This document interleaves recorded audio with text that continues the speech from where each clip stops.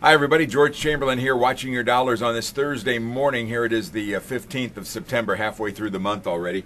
And I want to talk about a report out today that really affects all of our pocketbooks. It's called the Consumer Price Index. It measures the cost of living.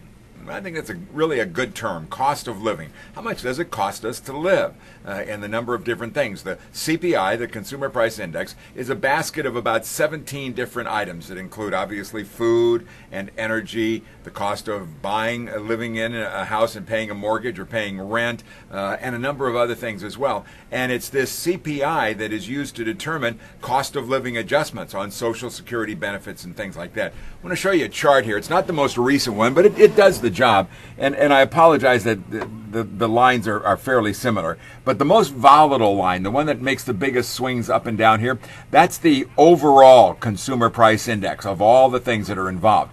But over the years, we've determined that, food and energy prices can be extremely volatile. So the line that you see that's a little bit more stable here is called the core rate. And that's all of the other things excluding food and energy, because you have to really keep it gives you a better, real accurate read of where things stand.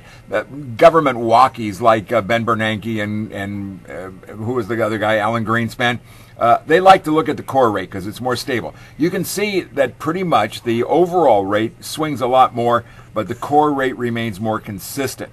And so until we see that core rate start to move up into this range here, it's running now at about annualized rate of around 3% or so. We're not going to worry too much about inflation yet. And by the way, Ben Bernanke, who is probably, no matter where he goes, the smartest guy in the room, said he doesn't worry about how much a gallon of milk costs or how much a gallon of gasoline costs.